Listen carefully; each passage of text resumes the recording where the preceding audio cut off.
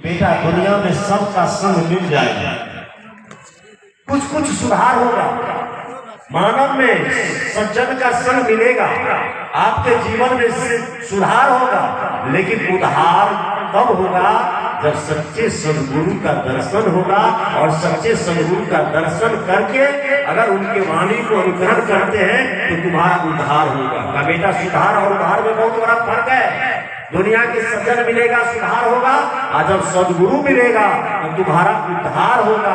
उद्धार का मतलब है कि ये शरीर जो मिला है, सब जानते हैं कि अंतिम प्लेटफार्म पर हम लोग बैठे हैं, 84 के धार से किनार लागल नैया, चढ़वा चढ़वा हो संतो भैया फिर न छे भैया।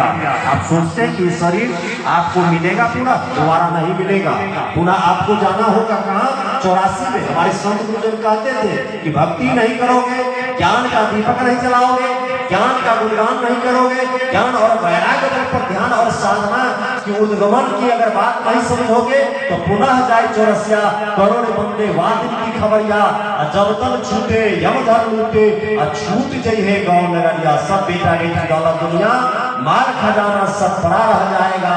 अरे तुम भी न रहोगे, जगत मुसाफिर खाना है, झूठे करता अभिमान मानकर अपना है।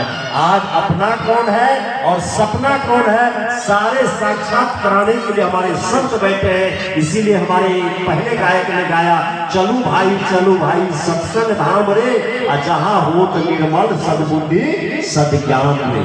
आज 3 दिवसीय समारोह में आपको यही सद्ज्ञान और सद्बुद्धि का खेल इस संतों के द्वारा खिलाया जाएगा, अनुभव कराया जाएगा।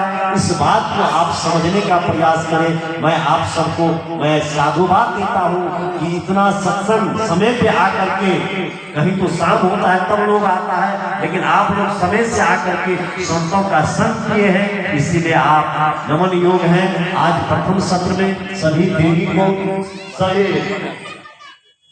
मैं प्रथम सत्र में इस पर मैं आप सबको आश्वस्त कराना चाहता हूं कि गुरु का जो ज्ञान का प्रकाश है, जो सदगुरु कबीर साहब का जो वह देश है, मैं उस देश के बारे में, वहां की राहों के बारे में मैं कुछ और विशेष आप सबों को मैं समय लेना चाहता हूं। हमारे अध्यक्ष महोदय ने कहा कि आप समय को टारगेट कीजिए, तो मैं आपको उस तरफ ले जा रहा हूँ कि आप जानते हैं कि ये कबीर साहब की विचारधारा का मंच है, और कबीर एक ऐसे निर्मल संत हुआ जिन्होंने मात्र एक वस्तु रखाने का काम किया। कौन वस्तु? वही ज्ञान का ज्योति।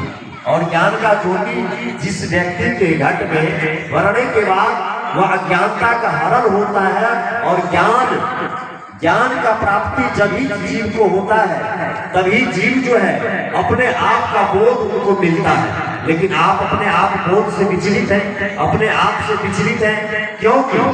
अभी परिवेश ऐसा है कि समाज में धर्म के नाम पर, संस्कृति के नाम पर, सभ्यता के नाम पर, सनातन के नाम पर समाज को जर्जर करने का कार्य चल रहा है, समाज को विभ्रमित करने का कार्य चल रहा है।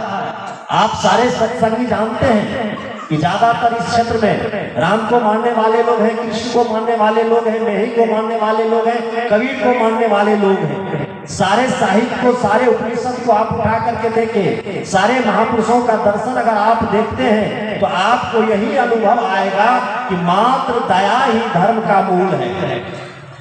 आप जिसमें चले जाएं, जिस संप्रदाय में चले जाएं, मूल भेद वहां आकर के खड़ा होता है कि जीव दया लग पालिए। जीव दया लग पालने के बाद धर्म बनता है, और जीव को समझने के बाद जो है, जीव जो है समझने के बाद वह धर्म का अनुभव होता है। और धर्म का अनुभव होने के बाद अगर जीव अपने आप को समझ जाता है कि मैं जीव हूँ, तब पता चलता है कि ये प्रकृति का खेल किया है और संतों का खेल किया है। जो संतों का खेल वह प्रकृति का खेल है, जो प्रकृति का खेल है वह संतों का खेल है। वही खेल खिलाने के लिए ऐसा खेल खिलाए सदगुरु, ऐसे खेल खिलाने वाले हमारे सदगुरु कबीर संतों ने जो सनातन संस्कृति और सभ्यता को बचाने का कार्य किया, ये समाज और राष्ट्र को बचाने का कार्य किया, ये ज्ञान की ज्योति जलाने का कार्य किया। क्यों? आज हम लोग तो पंगु बैठे हुए हैं धर्म के नाम पर, धर्म के नाम पर, प्रकाश के नाम पर, प्रकाश के नाम पर। अभी आप ज्योति देखिए, ज्योति मात्र एक होता है, एक परमात्मा